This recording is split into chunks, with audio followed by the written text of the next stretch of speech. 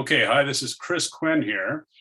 And ordinarily I would be teaching banjo at a time like this, but I've been noticing that my students who I've worked with for sometimes months or years in some cases, I've learned a great deal from them as well. Hopefully they've gleaned some banjo ideas and skills, but in the meantime, I've also benefited from their wisdom and the stories that they have to tell. And I've met some wonderful people in the course of my teaching, and I wanted to share one of those people with you. I will allow Jean to introduce herself at this point, so I'll turn it over to Jean. Okay, hello, Chris. Yes. Hello, Jean, how are you? I go under the name of Jeannie Hardcastle. Okay. So there you go. And I come from Liverpool, and there's a bit of a joke around Liverpool. If your name is Mrs. Hardcastle, it means that you have sort of airs of grandeur. You say, oh, hello, you're trying to be like Mrs. Hardcastle, are you? So hence the name. So that's why I use the name. So is this like a restoration comedy kind of? Well, I think originally it was from the play She Stoops to Conquer. Oliver Goldsmith. Oliver Goldsmith, exactly. I think that's where it comes from. Somebody who tries to put on airs and graces. So that's why. Right. She Stoops to Conquer. Yeah, Oliver Goldsmith, restoration comedy. Wonderful. That's right. That's really cool. I'm reminded of Mrs. Malaprop. Oh, okay. Don't know her. You know Mrs. Malaprop? No. Mrs. Malaprop. Her name tells the story.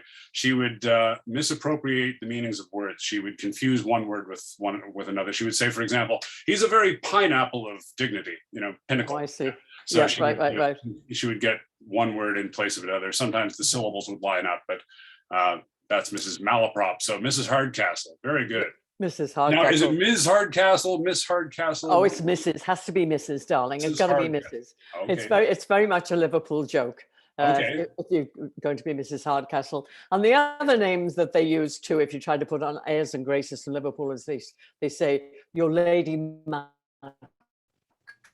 Sorry, we had a bit of a lag there. Lady who? Lady Muck from Dirt Hall. So okay.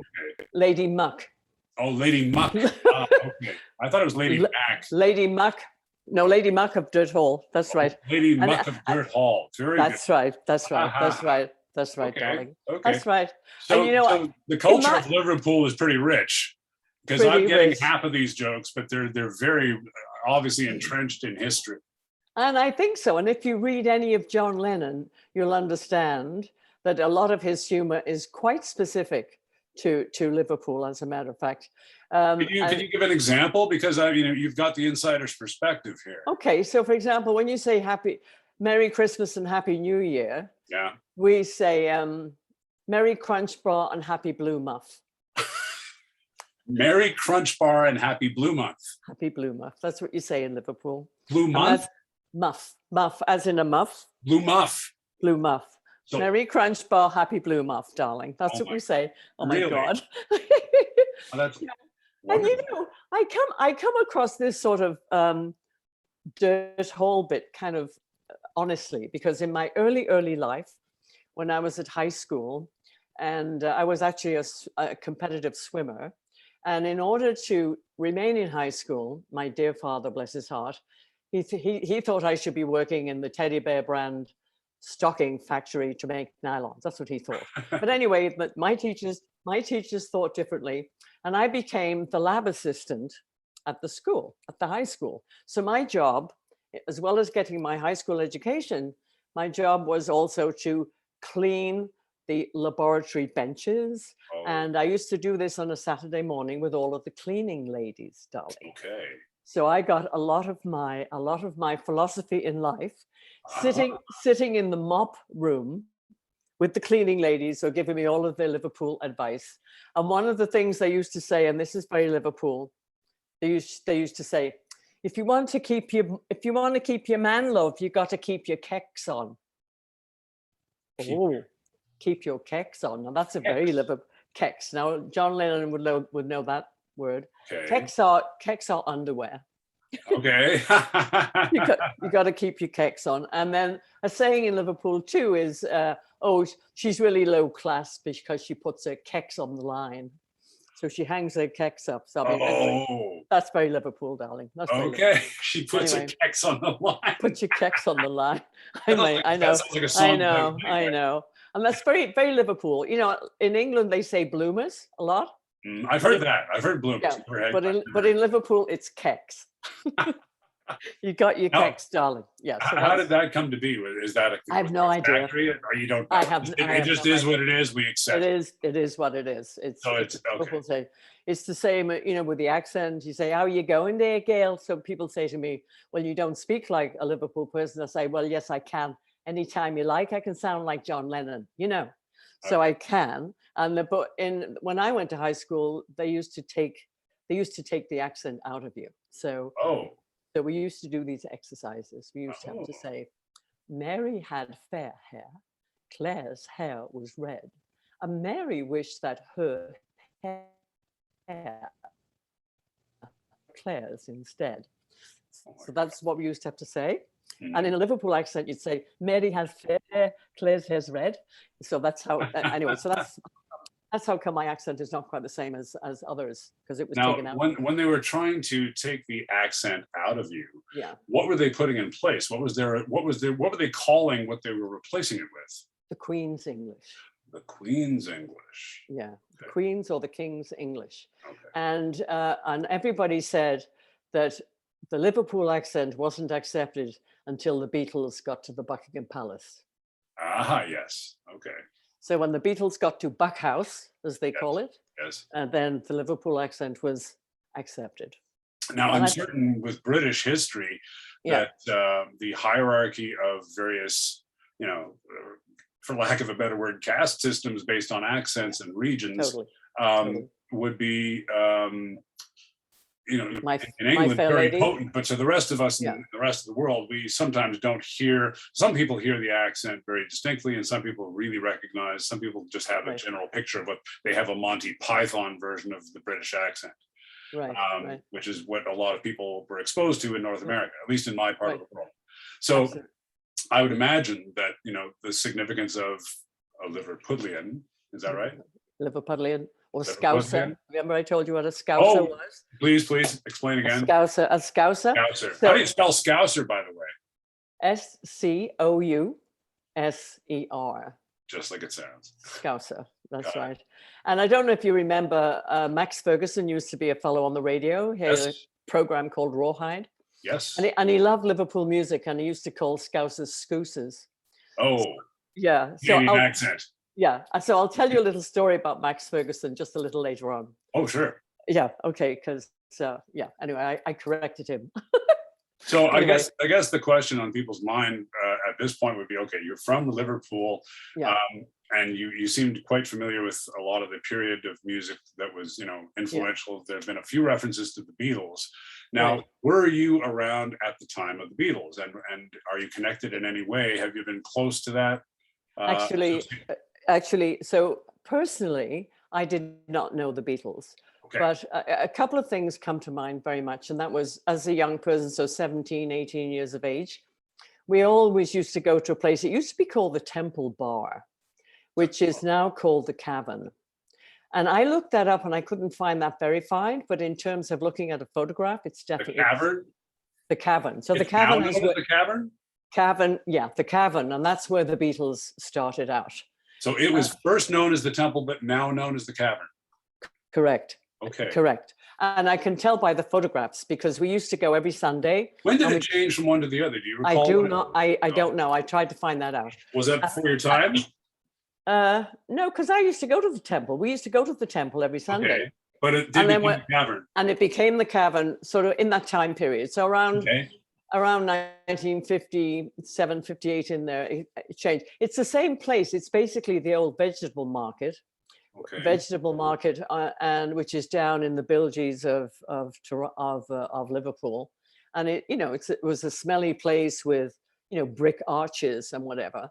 And that's where we used to go. We used to go there on Sundays. And also we used to go and we'd watch jazz. Traditional jazz was really great too in Liverpool at that time. Although we would see people like Chris Barber at the Pavilion. The Pavilion was a kind of a kind of a third-rate theatre, basically. Okay. But Who's Chris Barber? Can you tell us who Chris Barber and his jazz band, traditional jazz, Mhm. and he's the one that introduced skiffle. Except the skiffle group was actually what would I call it? So an outbreak from the traditional jazz music, and it was Dixieland jazz. Right. So a skiffle group, which was basically guitar, drums and bass, I think. And then, so the likes of Lonnie Donegan, we used to see Lonnie Donegan, Sure. he was part of his band, and he used to sing, does the chewing gum lose its favor on the bedpost? Was he known for that song or at that time? Yes, he made it famous. And was it based on live performances and somehow got recorded in Boom Boom Boom? Everybody used to request it. Wasn't like he'd already been on the scene and this was a hit. He was playing this hit. No. And My Old Man's a Dustman. Well, that's a different genre of music. Is that? I feel like I've crossed the line. It's sort of old theatre. Yeah, you did. Yeah, because skiffle music as an outcrop of Dixieland is a different kind of singing. My Old Man's a Dustman is from sort of vaudeville kind of earlier theatre show things, whereas this was traditional Dixieland jazz, and then the skiffle group broke out, and you had the likes of, and I mentioned Monty Sunshine, who played the clarinet. And I remember these songs coming famous. He played Le Petite Fleur. We used to request it every week. We used to request, does your chewing gum lose its favor on the bedpost overnight? You were able to request that of Lonnie Donegan. Absolutely. Good heavens. Absolutely. And that was it. And there was another very famous group too called Mick Mulligan. Not quite as well known later on as Chris Barber was. Chris Barber was really. So we used to do that. And then at the same time, when we went to the Temple or the Cavern, and we used to do jive. Dancing. Jive. Used to jive, and there'd be the likes of Brian Jones used to sing there. I remember him. So and then that's where a group called Rory Storm and the Hurricanes also started out, not just in the Cavern. Rory Storm and the Hurricanes was a very pre-Beatle group. And as a matter of fact, Ringo was his drummer. Ringo Starr played drums for Rory Storm and the Rory Storm and the Hurricanes. And Rory Storm, his real name is Alan Caldwell. And he and I lived 2 doors away from one another. And he was 1 year older than me, but I basically grew up with Alan Caldwell. Oh my goodness. Basically, and his sister, who is around still, Alan unfortunately is not with us anymore. His sister, Iris Caldwell, eventually she married, and I think I told you this, she married a fellow, she was a dancer, tap dancer. Yes. Along with my 2 sisters. And Iris Caldwell used to go out with Paul McCartney and John Lennon and these people. I was at that time in Canada though. So it was my sisters that had that connection. But anyway, so Iris would go out and Iris Caldwell subsequently, after her brother died, she married Shane Fenton of Shane and the Fentones. Okay. And today her son, one Adam Fenton, is actually quite big on the rave scene right now as we speak. And he comes over from England quite a lot to Las Vegas and so on and does these raves. And he's quite well known in that way. But anyway, so Rory Storm of Rory Storm and the Hurricanes, Alan, truly, this is so true. He used to stammer very, very badly as a kid. And I caught it. I don't know if anybody knows this, but if you go around with somebody who stammers for a long time, you stammer yourself. And I started to stammer also in high school, and it was just awful. And I remember practicing, trying to get the words out. And Alan never really did recover from that. And later on, when he was a singer, and he was a sort of a rock singer, he had the coiffy blonde hair, and he was always athletic as well. Mm-hmm. And he was always doing wild things. Like, for example, he'd do a show and then he'd leap off the stage into the audience, that kind of thing. And he was a very outgoing, effervescent performer. Mm-hmm. And he had one of his guitar players was Johnny Burns, and Johnny Burns was known as Johnny Guitar back in the day. Johnny Guitar. Johnny guitar. And if you look that up, you'll see that that's the case. Johnny Burns is also dead now. They lived around the corner from me. And How do we spell Burns here? Byrnes. Yrnes? Yeah, it's an Irish spelling. Okay. Johnny Burns. Very good. And his sister Norma Burns was my friend as well. So anyway, here we are, all little Liverpool group, and we used to play games, Realio, and these things. But anyway, Rory Storm, he was the main act in Hamburg when the Beatles were the second act. If you look up the anthology, and so Rory Storm was first on the scene, and Beatles were coming up as second billing. Yeah, they were the second billing, and Ringo Starr was drumming for Rory Storm at the time. And so, and Alan used to say this, and this is true. He used to say, why don't you do something different, like grow your hair or something? To Ringo? And to all of them, the Beatles. And that was when they came out with this mop of hair. He was suggesting that he said to them, why don't you do that they grow their hair? It was his idea. That was his idea of like, this will put you over the top. You guys, you just need a look. This will put you over the top. That's right. So do you think he himself, I've seen pictures of Rory Storm, his hair, he's got a pronounced, like almost like a Tony, not quite a pompadour, but at least a serious, Well, it's sort of Tony Curtis kind of quiff at the top. There you go. Blonde. Right. And that was what, that was his style, right? Wow. But anyway, so his mother used to say, oh, these Beatles, she says, it was our Alan's idea to grow the bloody hair. And she used to say, and she used to say she did. And she'd say, and now they're famous because Alan broke his leg, and he was in the hospital at one point. And she said, wouldn't you think they'd bloody come and see him? Right. I know. This is true. This is all true. No. This is all true stuff. Anyway, so that was, and her name was Violet Caldwell. I wanted to say Violet Storm, but that sounds... No. So we used to call her Auntie Vi. And then just doubling back. So her daughter, Iris Caldwell, who married Shane Fenton, and Shane Fenton and the Fentones were doing well, but not brilliantly. Okay. So Iris came into some money, and I won't go into that story about, I won't go into them. Came into some money, and they decided that they would try and make a star. So they would artificially create a star. Oh. So in memory of her brother, Al, even though it was Rory, Al, and her mother, who was Violet, they coined the name Alvin Stardust. And that's a combination Stardust. Of Al. Yeah. So Al was her brother. The Vi part was her mother. Right. Okay. So Alvin Stardust. Alvin Stardust is a created a star. They did all the things they could make him into a star. Put him above what the Shane and the Fentones were doing, and it worked. He made a lot of money, and he was very successful as Alvin Stardust. Now we can look all this up on... Yes, you can look it all up, darling. It's all there. It's all there. This is amazing.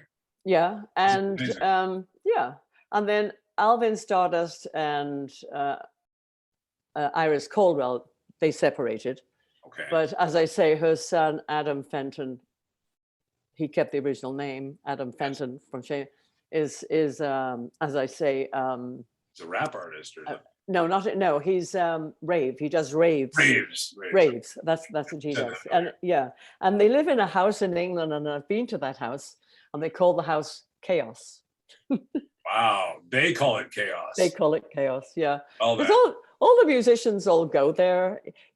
Iris Caldwell herself does things like murder mysteries and that sort of thing. She's a fantastic dancer. And if you Google her, you'll find she's done a lot of work promoting the fact that her brother, Rory Storm and the Hurricanes, was really one of the first, and the Beatles outshone him, but. you know. So, So was Rory considered an architect of style? He seemed I like guess he was it one seemed of as the though his first. presentation and his antics were probably Yeah, he was one of the first, definitely. right. Like what they call the Mersey beat, The the Mersey beat, the Mersey beat, the River Mersey, Mersey. Oh, okay, yes. the Mersey beat. So all those groups, I think it was Brian Epstein organized the Beatles, I'm not sure, but all the groups that were around at that time. And then there was Jerry and the Pacemakers and all those particular groups. Yes. And from the women's point of view, singers such as Cilla Black. Cilla Black. Cilla Black. I'm not familiar with Cilla Black. Oh, well, you got to look her up. I will. Cilla. Okay. She's a Liverpool singer also, and sort of from the same era. And yeah, so anyway, because Liverpool, you know, Liverpool was a sort of a mecca for talent at the time. Right. And the Beatles were just one group. My two sisters who were tap dancers, they tap danced with Frank Formby was the lead player. Now he's the brother of George Formby. Not Frank Formby, George Formby. So George. He's George Formby's brother. Yeah. Right. So George Formby was, washing windows on the ukulele. But that was but that was old time theater. Yes. Old time vaudeville, and that's where does My Old Man the Dustman come in. Is that a dividing point between the skiffle and it is? This is very clearly very different. Okay. Very and did different. People take pride in distinguishing those differences, or absolutely? Okay, absolutely. so one did not cross those lines. No, you did not. And Understood. George Formby was not in the skiffle jazz group at all. He was sort of involved in the I would call it like a vaudevillian theater almost. Okay. And you'd have at that time you'd have people playing parts such as Mr. Pearly Buttons. I don't know if you've heard that. No, I but have not. No. Okay, so that was a whole genre of singing, and it was music hall. It was music hall, separate to jazz, separate to skiffle. And right. I do think that George Formby and his brother, who they were more or less the same kind of singer, Frank Formby not being quite so famous, they sort of almost in between, because George Formby's songs were actually story songs, and we all know story songs are really folk songs. Okay. And, but the folk music business had not really hit then at all. It had not hit then. The folk music had not really taken off in Liverpool. So this would be probably around 1960, 1961? Exactly, yeah, the early 60s, yeah. Okay, so pre-Kingston Trio, pre-Kingston Trio, pre all of that, yeah. Pre-Peter, Paul, and Mary. Very much so. Pre-Bob Dylan. Pre-Bob Dylan. Okay, exactly. So that's an interesting period in time, actually, because you've got the transition from 50s rock and roll, Elvis is there, right. And then all of a sudden the 60s coming in, and early 60s we're just getting a few tastes of the Beatles, and a lot of those recordings didn't emerge until many years later anyway, so it's not as though those recordings were available to impact. But I think Paul McCartney and John Lennon, they were big fans of Bob Dylan, and Bob Dylan was just coming along. And then I don't know if you know this or not, but from my own... You'd be surprised what I don't know. Okay. I don't know if you know this about Bob Dylan, but Bob Dylan originally was a second act and on second bill to Joan Baez. He was second in Europe. Second on the bill after Joan Baez. Joan Baez encouraged Bob Dylan and said, okay, I'm going to put you on the bill. And she did. And I think that was in Europe too, actually. Okay. But anyway, that's sort of jumping a little bit. That's okay. So anyway, so let's talk a bit more about yourself now. One more thing I want to mention. I fear this meeting might cut itself off. If it does, I'm going to send you another invitation so we can keep this going. Okay. But just in case we do get cut off, I wanted to forewarn you. So okay. All right. Okay. So then let's. So tell me more about your connection to music. How did you get yourself involved? Like you've been a performer in many capacities, and we haven't really talked. We know who you know, but let's know more about you. Okay. Well, originally I started out. I took guitar lessons originally from a fellow. His name was Ted Roberts. And you probably don't know him, but he did end up being one of the Travelers, Oh, as in the Canadian Travelers. yes. I didn't know the name Ted Roberts. I know the Traveler. Yeah. And back in the day, when I was a little bit launched, actually, and I'll talk about that in a minute, but I tried out for the Travelers, and but it was Ted who got me the intro to get the shall we say the audition, and I didn't make it, and one of the reasons given was that I had an English accent. Oh, really? Boo hiss, boo hiss, boo hiss. That was a strike against you. Now, if you had only been singing and perhaps not speaking so much, might they have picked up on that? Sometimes we don't pick up on a person's accent as much when a person is only singing. That's true. But anyway, so I started out, I used to go singing I started out at the open stages down at the New Windsor House, which is Richmond and Queen. No, Richmond and Church. And that used to be called the New Windsor House, and now it's called McVeigh's Place. I have played at McVeigh's many times. You go. I know exactly where you're talking about. So I know Jimmy McVeigh. Another person we know in common. I used to go to the open stages on a Saturday afternoon there. Very good. Okay, and I used to sing. I specialized in Irish folk music because I just loved Irish folk music. Now you're from Liverpool, but you specialized in Irish folk music. Absolutely. Well, in Liverpool, they say Liverpool is the capital of Ireland because there's more Irish people in Liverpool than there are in Belfast. But anyway, that's just a saying. Okay. And we always had an Irish lodger in our house. Like everybody had an Irish lodger. Okay. And so we were always exposed to the Irish when we were in Liverpool. So exposed to the Irish. Gravitated toward, yes, exposed literally to the Irish. There's a T-shirt for you. I know. Anyway, so I specialized in Irish music. I really loved it. Irish and Scottish music. And I started out really in Vancouver. There was a place called the Alma Y. I used to sing there. And then the Alma Y? It's called the Alma Y. Yeah. Now, how do you spell that? A-L-M-A? A-L-M-A, yeah. And Y is just Y? The YMCA. Oh, like Alma Y. Oh, the Alma Y. Okay. At the Alma Y, yeah. And my sister and I, when she first came out, because my husband and I brought my two sisters out from Liverpool to Vancouver. Mm-hmm. And my sisters, as I mentioned, they had been dancers before and performers. So my one sister, Eileen, she was a terrific, still is, performer.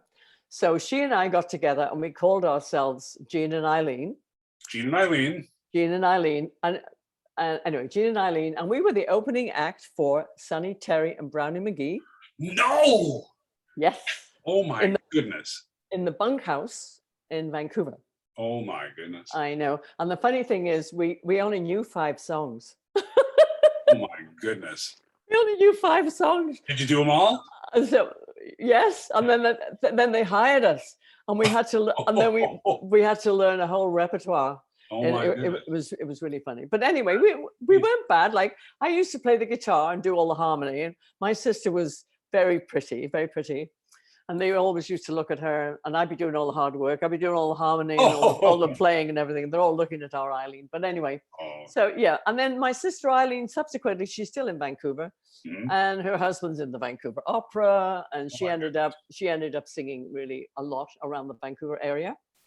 And I also did some acting at the Vancouver Arts Club, and I actually won Best Supporting Actress. Really?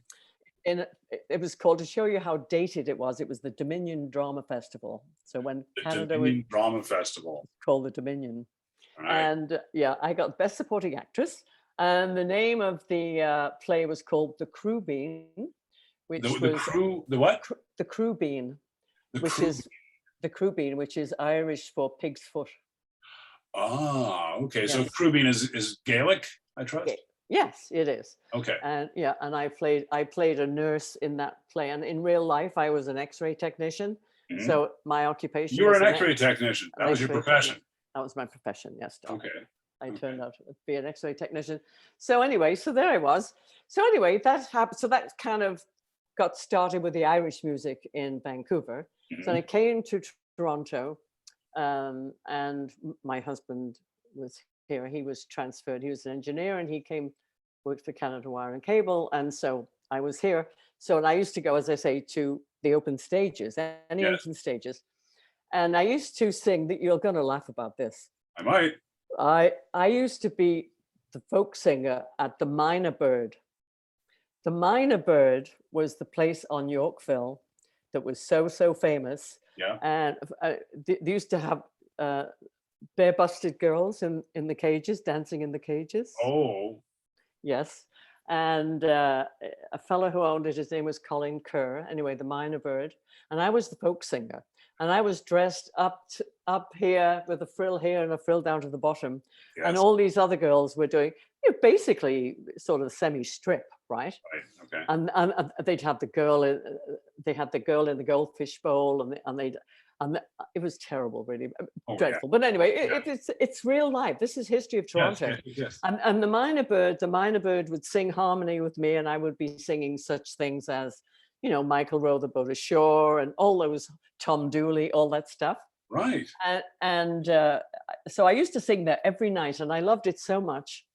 I used to say to Colin Kerr, I'd pay him to let me sing because so much. Anyway, and I used to sing there. I would pay him to pay me to. We had a glitch there, so I just repeat that. So you were singing Irish music in Yorkville. In Yorkville. What year is this now? Well, it was just before. It was when all the hippie thing happened. It was when Yorkville really started to open up. Okay. And we used to go to the Penny Farthing, to the open stages there. And at those open stages were the likes of, I saw Joni Mitchell there. Oh, my Lord. Gordon Lightfoot used to play at a place on Pears Avenue. I think it was called the Hungry Eye. The Hungry Eye. Anyway, it was at Pears and Avenue Road. Okay. It was a little folk club.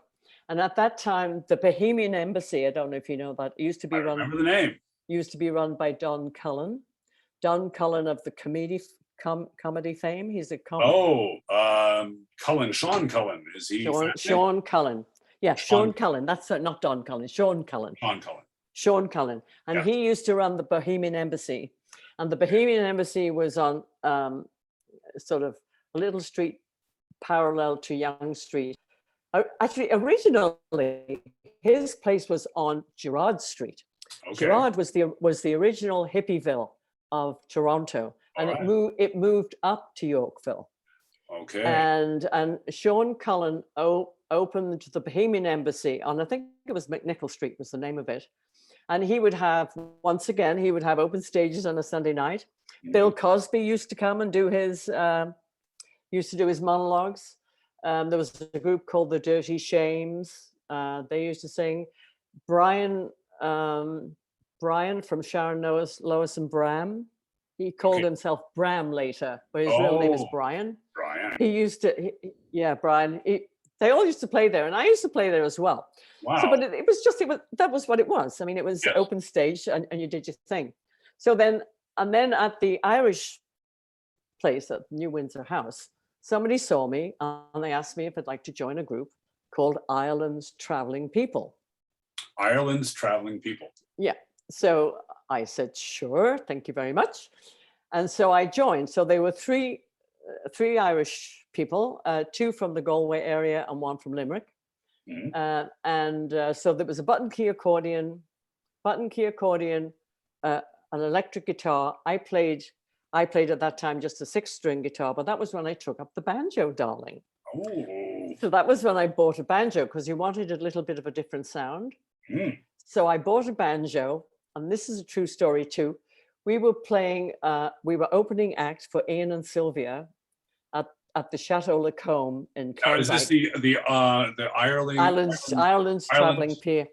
Ireland's Traveling People. Ireland's Traveling People. We're opening for Ian and Sylvia. We opened for Ian and Sylvia at the Chateau Lacombe in Klondike days in Alberta. Oh. And we were also the opening act for Catherine McKinnon. I remember Catherine McKinnon. At the Stampede. Mm-hmm. So we actually played the Stampede. And, huge audience there. Yes. And we would play we played all the time at the Palliser Hotel, which is the CP Hotel of Calgary. Okay. The CP chain. Yes. And a little claim to fame. This was very funny. One night, Muhammad Ali could not get in to see us sing. He stood at the back. He was waving. Oh, He really? Was it waving. like? Now, was it because it was segregated or just packed? Packed. Oh, packed. But he was at the back. At the back, waving. He couldn't get in. It was Muhammad fabulous. Ali, really? Muhammad Ali. Yeah, that was a little claim to fame. But anyway, so we did. So we played Islands Traveling People. We would travel. We played at the Heritage Inn here in Toronto. We were the resident group there. We used to play at the Golden Nugget. You might know that, on Yonge Street. Oh, don't know that one. Yeah, well, the Golden Nugget, and of course the New Windsor House, as it was then called. Mhm. And then we would play out all the time in Calgary at the Palliser. We would go down and we would play at the Park Plaza in Lethbridge. So Oh. we would go and play the Stampede in Calgary. Then we go down to Lethbridge and play the Whoop Up Days. And then we would go up to Edmonton and play the Klondike Days. Klondike Days. So we had an agent.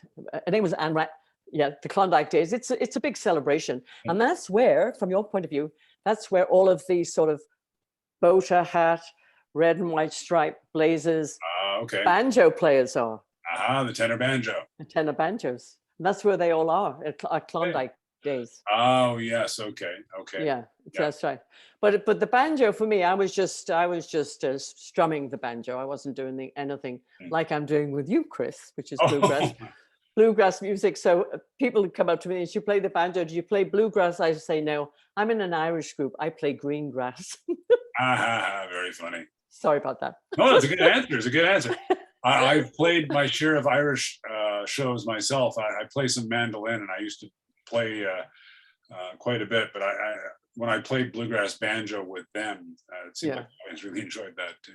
Yeah. But anyway, we used to, and anyway, that was fun. So, and then and later on, I know a girlfriend of mine. Her name is Olive Bale. She's not with us anymore. Oh. But she used to live in my house, Mm-hmm. and she married Marty Hibbs. Marty Hibbs being Harry Hibbs' brother. Harry Hibbs, the accordionist. That's right. So on the Black Velvet Band. Boom. Yeah. I love it. And Eyes that Buy the Bills About Eyes that Buy the Sales. Oh, I had a Harry Hibbs album when I was a kid. I lived by that thing for a while. Yeah. Oh my goodness. Ask my mom about how many times I played the Harry Hibbs album. Oh, there you go. and they're from Belle Isle, as you know. So back in the day, I used to go, well, because I knew them quite well, I used to go to the Hibbs reunions and whatever. Okay. And Marty Hibbs, who was really responsible for Harry Hibbs being the hit that he was. Oh, really? Yeah, his brother was a promoter. Okay. And is still around and is still sort of in the business a little bit. Right. And he used to run a club for Newfoundlanders down on Queen Street, and it was called the Newfoundland Club. Okay. And it was in the basement of the Polish Hall. And guess who used to be one of the singers? Shania Twain. Oh, you're kidding. And Shania Twain's mother used to wash the dishes. Oh, for crying out loud. This is true. And, Marty Hibbs, if he would tell you that. And later on in life, Marty tried to go to one of Shania's concerts to try and get to see her, and they wouldn't let him in. Oh. They wouldn't let him in. Anyway, so... If they had known who he was. Anyway, so you wanted to know... I also wanted to touch on an anecdote that you mentioned the other day, and I simply want to bring it up only because people will immediately know who this person is. You mentioned some of the Irish music that you used to listen to, and I think I recall I used to listen to the Clancy Brothers myself. Yes. And Tommy Macomb played banjo. My dad really liked the Clancy Brothers a lot. And when I was expressing interest in banjo, my dad pointed me toward Tommy Macomb and the Clancy Brothers, and I thought, that guy looks really cool with that banjo. And I love that stuff. But I ended up playing bluegrass at the end of the day. But I did listen to a lot of the Clancy Brothers as a young kid. And, I wanted a sweater like that so badly. Oh, yeah. The Aaron sweater. The Aaron sweater. Yeah. Yeah, I thought they looked so badass. Anyway, you have a little anecdote that I think was Yeah. fun to share, and I really wanted to hear you tell it again. Okay. Okay. So we used to play a lot in Detroit, Ireland's Now, traveling who's people. we? The Ireland. Islands traveling people. Thank you. So Ireland's traveling people used to go to Detroit all the time, and we used to play in the club called the Emerald Isle. And the Emerald Isle, anyway, so we were there one night doing our Irish thing, and I was the English person within this group. But I would sing all of the Liverpool songs, the English songs, but I also used to sing the ballads, the Irish ballads, a lot of the Irish ballads, and I would do also the death ballads, Kevin Parry, James Connolly. I would do that if there was a request for it, because it was always very political. And so you had to be a little bit careful when you were singing to an Irish audience, whether or not your audience. Yeah, you couldn't have too many orange men in there if you're going to be doing these, Irish songs. Yes. So anyway, so one night I'm sitting in the break, and I go to the bar, and I'm sitting there, and this dear gentleman sitting next to me, and he asked me how I'm doing and everything, and I'm chatting away, and I'm telling him, I said, oh, I love this Irish music. I said, we're doing real Irish music here, I'm telling him, and I said, and I am from Liverpool, I said, but I've learned so much about the Irish music, and I can tell you, do you know the history of this song and the history of that song? He said, no, why don't you tell me? Sure, why don't you tell me? And that's fine. And so I'm chatting away and telling him all about this and how I'd learned, honestly, from the Clancys. So then I get back on the stage, and Norman, the leader of the group, Norman Payne, he said, Jean, what in the devil were you talking about to Liam? I said, Liam who? He said, Liam Clancy. He said, that's Liam Clancy. I said, you're joking. So this is me telling Liam Clancy all about the Irish music. You're telling Liam Clancy all about where the Irish music came from and everything. And then, so that's a real story. And then I like hearing that. I know. Second time I've heard it, but I love it.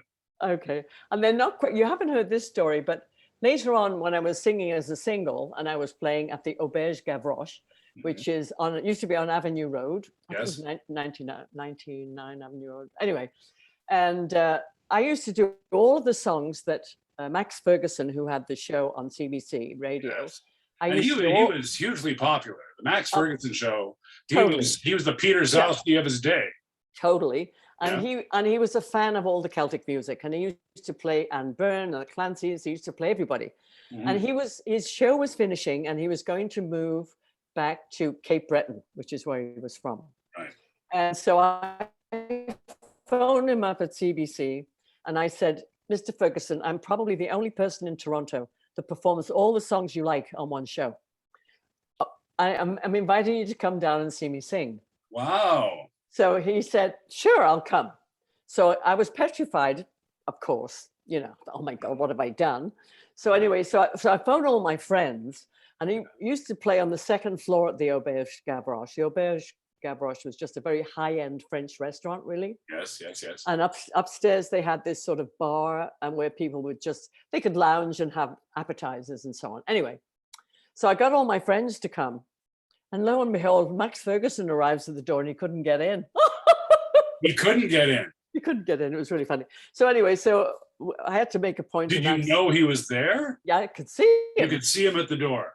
So anyway, so finally, after that particular set, I stopped things and I moved people around, and I got him in to sit, and that was fine. Right. And at the same place, and this is also true, one of the songs I do is Four Green Fields, and that was written by Tommy Makem, and he came to see me sing at the Auberge Gavroche. Tommy Makem, I didn't know it was him at all. Oh my. And I sang Four Green Fields. I didn't know, and I got there, and this gives me goose pimples.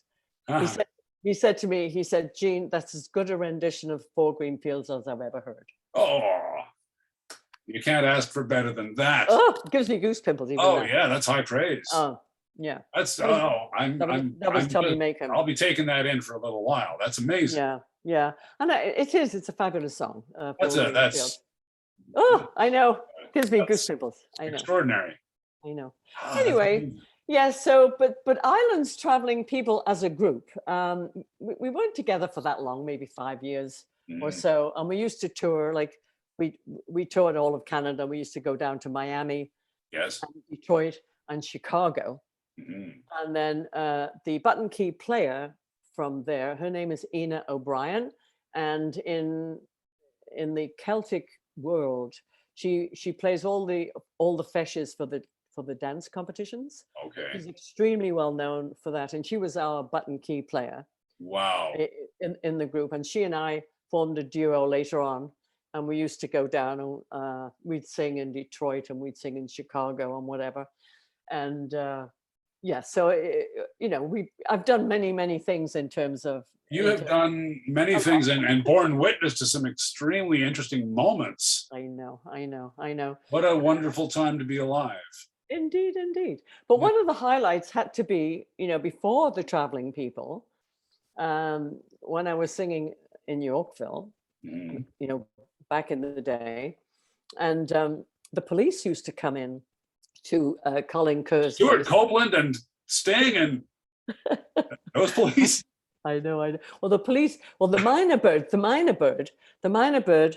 it used to have the dancers in the cage outside, Oh, and so then the as you went, police, yeah. So the authorities. the authorities used to come in, but they used to come in to write up their quote pinches. They used to come in to write up their tickets, right? Okay, like as if there might have been a quota or something. Very comfortable. Okay. Yeah, and they were really nice. And one night, I was no, but they used to come and I won't tell you the rest. So I'll tell you privately about what happened there. Maybe don't tell me at all. I know. So, and then one time I was singing at it was called the Queen City Yacht Club. It still exists over on the island, and I got a phone call from the owner of the Minor Bird, Colin Kerr, and he phoned. He says, "Jean, you've got to come back here." He said, "I've got a group coming. Rowan and Martin were coming to his club." His club was kind of prestigious in a way. Now, Rowan and Martin, for those who may not remember, Laughing, yeah. 1960s, Goldie Hawn, George Gobel, if I'm not mistaken. Yeah, and oh gosh, I can't remember his name. Who was with them? The director for Peter Marshall? No, the director for Cleopatra, the film. Oh gosh. You know what? My I know, Otto Preminger. Otto Preminger. Okay. Otto Preminger. So it was Rowan and Martin and Otto Preminger were coming, and they weren't arriving until 2 a.m. And he wanted to have a closed session and a closed sing-along. Really? I got them all to sing. You got Otto Preminger to join in on some tunes. Well, I used to say, you're not going to believe this, guys, but you're going to sing Michael Row the Boat Ashore. Are you ready? And they'd say, yeah, anyway, but they were there for the sort of the alternative nature of this particular club. It was an after-hours club, right? Heavens. So anybody that came in, they used to put their fingers in the tank with the piranha. They all did that. Really? And then, yeah. And like just a ritual? It was just what they did. Just what they did. So piranha, everybody put their finger, and then they'd have the young lady with very little on in the goldfish bowl, so they'd look at that. Okay. And then they'd come in, and he had raffia hanging on the ceilings, and I used to call it the bare-busted Minor Bird because I didn't have a feather on it. It used to be pickles. Oh. I know. Oh my God! But he used to sing in harmony. Wow. The Minor Bird would sing in harmony. The Minor Bird would sing in harmony. I feel like I glossed over the Minor Bird before, but this is actually a real Minor Bird singing. A real Minor Bird. Yeah. And it was a real Minor Bird. And it used to and it used to say things as people came in, hello, how are you? Hello, how are you? Used to talk all the time. So I think that might be the best bird impression of a person I've ever heard. Anyway, so that was sort of that was part of my life too. But anyway. Good heavens, you've lived a lot.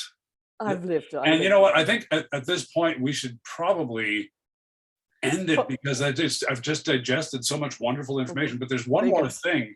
Okay. We know that you're a musician. We know that you're also a bit of an athlete. Oh yeah.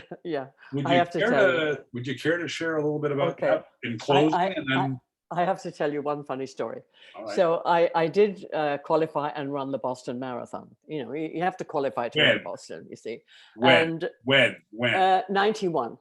91. 1991, I ran Boston.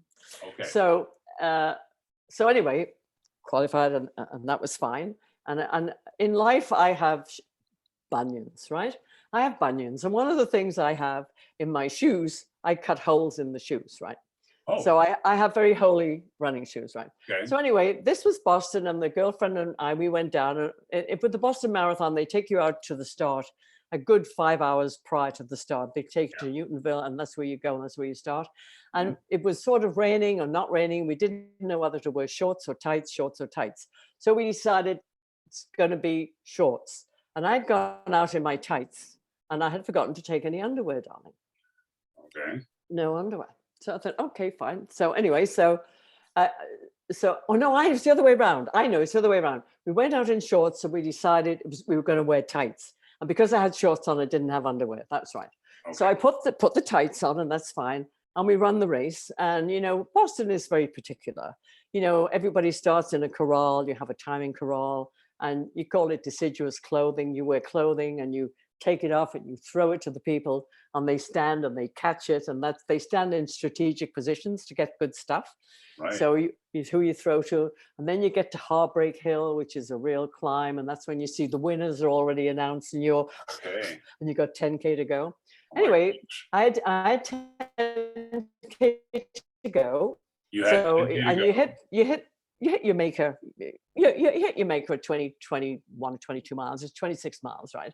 It's 22 miles, and I thought, I'm doing okay. Then it started to rain, and I said, this is fine. I better go. So I finished the marathon in exactly the time I had predicted.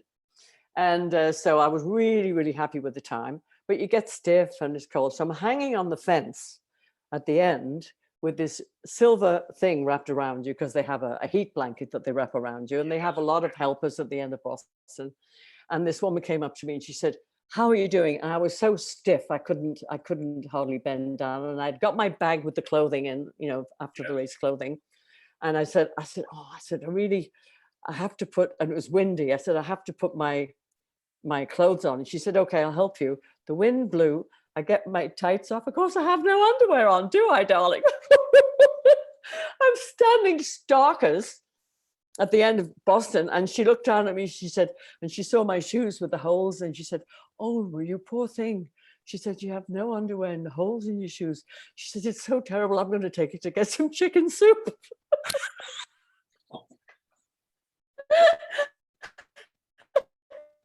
This is how you choose to end. She thought I was poverty stricken. Oh my gosh. Oh, that's terrible. She said, "I'm going to take it." I know. But anyway. That's extraordinary. Anyway, that was my Boston story. And I qualified for Boston within Boston. And, I have been the 5K champion of Ontario a few times and things like that. So. And you still compete. You still.